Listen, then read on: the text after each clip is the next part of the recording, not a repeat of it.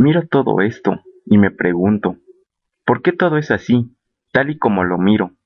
A veces parece caótico, otras siento que sigue una especie de guión o algo así. ¿Tendrá algún orden el universo? Es lo que se han preguntado muchísimas personas antes de mí. Quizás así nacieron las primeras religiones, quizás así las primeras grandes civilizaciones pudieron prosperar en un mundo indómito. Ya en los griegos se ve una gran racionalidad en las aseveraciones acerca del universo y su composición. Allí se desarrolla una idea muy concreta que nos ha podido acercar más y más a todas esas respuestas: la proporción. Platón escribe muy atinadamente en Timeo, pero es imposible combinar dos cosas sin una tercera. Es preciso que exista entre ellas un vínculo que las una. No hay mejor vínculo que el que hace de sí mismo y de las cosas que une un todo único e idéntico. Ahora bien, tal es la naturaleza de la proporción. O sea, la proporción es la correspondencia debida de las partes de una cosa con el todo, o entre las cosas relacionadas entre sí. Y no solo nos dieron palabras. Miren, imaginemos dos puntos, A y B. Unámoslos con una línea recta. Ese será nuestro todo, nuestro universo por el momento. Parece muy simple y sin chiste, pero ese es solo su comienzo. Ahora un reto.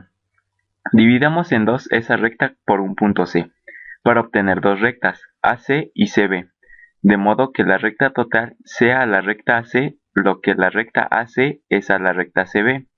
O sea, al dividir la recta total entre la recta AC, obtengamos el mismo resultado que al dividir AC entre la recta CB. ¿Difícil? Tal vez con matemáticas sea más fácil.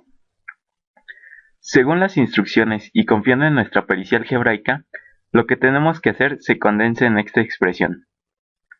Para nuestra mayor comodidad, suplantemos la denominación de las rectas por variables. Por ejemplo, ahora démosle a la recta b, la menor, el valor 1, y multipliquemos toda la igualdad por el valor de la recta a. Así podemos obtener una ecuación de segundo grado e igualarla con cero. Para eso tenemos que reorganizar los componentes. Con la calculadora sacar sus raíces es muy fácil. Así obtenemos dos soluciones a la ecuación. La solución positiva es el número irracional que los griegos entendían como el ejemplo perfecto de la proporción, la razón áurea. Para ser más formales, le llamaremos número phi, denominada así en honor al arquitecto Fidias. Este número se ha usado de mil y una formas, porque se cree místico y estético. Las civilizaciones clásicas lo usaban en todas sus artes, porque representaba la perfección del mundo. Volvió a usarse de esta manera en el Renacimiento, con el fin de crear un mundo perfecto, a imagen y semejanza del hombre, puesto que el hombre está hecho con base en esta razón, como lo indica el hombre de Vitruvio de Da Vinci. Por mucho tiempo se creyó que esta proporción se manifestaba en el universo de forma mecánica, en donde el todo es simplemente la suma o agregación de las partes, de un modo análogo a un mecanismo de relojería. Como dijo Newton, el universo es simplemente una gigantesca máquina. Sin embargo, llega el siglo XX, y con él diversas teorías de cómo entender al mundo. De entre todas, la más práctica parece ser la teoría de sistemas. El paradigma dice que las partes del todo no solo encajan como piececillas del reloj, así nomás, sino que cuando las partes se reúnen aparecen conexiones entre ellas, lo que genera la aparición de nuevas propiedades. Esto se ve en cada aspecto de la realidad, y es una idea muy flexible. Dos elementos se unen y forman un compuesto con propiedades diferentes a los anteriores. Nuestro cuerpo realiza diversas conexiones entre sistemas para funcionar. A través de la fotosíntesis, las plantas obtienen alimento y liberan oxígeno. Permite esta idea muchas formas de sistemas, como la de la parte conteniendo al todo, surgida a partir de la física de partículas, llamada teoría de los solones. Bizarra parece esta teoría, pero eso a los científicos no les importó. Es más, llevaron la idea más lejos y dijeron que nuestro universo es un universo holográfico. La información de todo el universo está contenida en cualquier subconjunto de este. Por lo tanto, tendría que ser posible reconstruir el universo completo a partir de un simple microbio, ¿no? ¿Imposible? Esa es la esencia de los fractales. Una figura que se encuentra en la naturaleza y se caracteriza por ser autosimilar, o sea que conserva la misma apariencia en diferentes escalas. Otras de sus características son que puede ser irregular y fragmentada, repetitiva e infinita. Su nombre proviene del latín fractus y quiere decir interrumpido o irregular. Se acuñó esta palabra en los setentas a las figuras que la naturaleza exhibe y que la geometría tradicional euclidiana no. Y no son tan raros como podríamos pensar.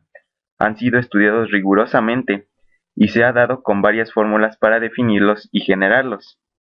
Se emplean en la informática, la meteorología, la demografía, la geografía, la medicina. En el arte también los podemos encontrar, como por ejemplo en las obras gráficas de Escher. Lo vemos en la estructura de las galaxias, las nubes que embellecen el cielo, los helechos del jardín. También conforman nuestro cerebro y son la distribución de nuestro sistema circulatorio. A muchos se enoja que los fractales sean tan caóticos, ¿no? A esa clase de personas se les puede decir lo siguiente. En el siglo XIII, un tal Leonardo de Pisa, mejor conocido como Fibonacci, viajó por Asia Menor y se contactó con los matemáticos más grandes de la época. Gracias a ellos se percató de que muchos fenómenos naturales, los mismos que se forman con fractales, como el orden en que crecen las plantas, la composición del corazón de los heliótropos, la estructura de un nautilo, se pueden modelar con la siguiente serie. Es decir, cada término de la sucesión se obtiene sumando los dos anteriores. Para empezar a construirla necesitamos, por tanto, dos números de partida, f1 y f2.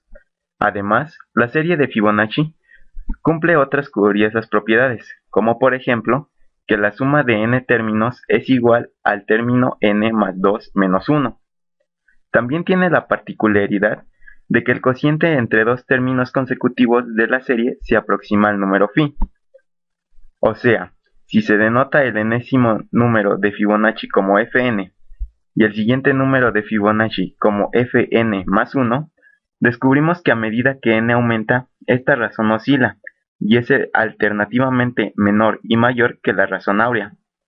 Luego, el límite de los cocientes fn más 1 sobre fn tiende al número áureo, cuando n tiende a infinito. ¿Coincidencia? Ahora bien, si aún resulta molesto hablar de fractales, quizá debamos volver a la geometría simple. El rectángulo de Euclides es aquel que tiene una proporción entre sus lados, tal que si trazamos dentro de él la imagen de un cuadrado con lados iguales al de su lado menor, el rectángulo del espacio sobrante tiene la misma proporción que el original, aunque es más pequeño. Esta proporción es igual a la razón áurea, ya que si la base del original representa x y su altura 1, entonces las medidas del pequeño serán de base 1 y altura x menos 1. Se cumple así la regla de la proporción áurea, y entonces podemos decir que, lo que nos lleva a la ecuación de segundo grado que vimos al inicio. A partir de este rectángulo se puede obtener la espiral dorada, que es la única espiral logarítmica. Se obtiene trazando continuamente los arcos rectos de los cuadrados que se trazan al ir dividiendo un rectángulo áureo original en otros más pequeños. Este rectángulo es un fractal, el más importante de los denominados fractales regulares, por ser el que contiene el número phi y la espiral áurea. Es el principio de los fractales que conocemos comúnmente. En el caso de los fractales regulares, tenemos que estos conservan sus propiedades e incluso su aspecto visual frente a los cambios de escala. Nada más que eso.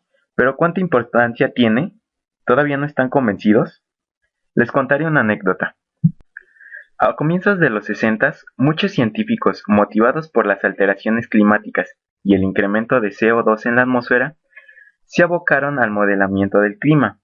Uno de ellos fue el meteorólogo Edward Lorenz, científico del MIT, quien en 1963 utilizó un sistema de ecuaciones diferenciales donde las variables iniciales eran x, y y z, para modelar la evolución del estado de la atmósfera. Para tranquilidad de Lorenz, los datos obtenidos numéricamente fueron iguales a los esperados durante varios días seguidos, hasta que una mañana decidió que tenía que ahorrar papel y tiempo, ya que en ese entonces las computadoras eran mucho más lentas que hoy. Así que utilizó 3 decimales en los datos de entrada en lugar de 6. Y ahí fue cuando apareció el caos. La sucesión de sucesos hipotéticos comenzaron a tomar rutas extremadamente diferentes que la prueba original. Así, los científicos se dieron cuenta de que un pequeñísimo cambio en las condiciones iniciales del clima podía ser que en Hawái nevara o que Francia se convirtiera en un horno de proporciones bíblicas. Luego, como el margen de precisión tecnológico siempre va a ser muchísimo mayor que el concepto matemático de diferencial, se concluye que es imposible realizar una predicción meteorológica confiable a largo plazo. Fue más o menos así el inicio de la teoría del caos. Esta plantea la existencia de sistemas ultra sensibles a cualquier variación en sus condiciones iniciales. El clima es uno de ellos. De ahí que se diga que el aleteo de una mariposa en Hong Kong puede provocar un tornado en Kansas. Sin embargo, los sistemas caóticos poseen una tendencia a ajustarse en atractores, donde sus condiciones se vuelven normales. Por eso no sabremos cuándo será precisamente la siguiente tormenta, pero sí que es común que sucedan aguaceros en mayo o abril. Es decir, los atractores nos permiten encerrar la incertidumbre que tenemos acerca de un sistema fuera de sus características generales. Y bien, la cantidad de caos que puede haber en estos se llama entropía. Pero, ¿qué no ya habíamos dejado por sentado que cada sistema del universo es una representación a escala de este? ¿Y qué nos quiere decir entonces la nueva información? Pues, en primera, que nosotros tenemos suerte de que las condiciones iniciales de la creación del universo no hayan provocado un caos. ¿O acaso el mundo no sigue a la letra del orden cósmico? En todo caso, podemos ver que el caos sí sigue este orden, solo que su inicio se dé de una manera aparentemente fortuita, amante del azar, y que puede generar una vida o provocar la muerte de millones de seres. Al fin y al cabo, ya vimos que podemos crear universos paralelos a este con tan solo una línea, pero nunca tendremos la seguridad del espacio que usaremos para trazarla.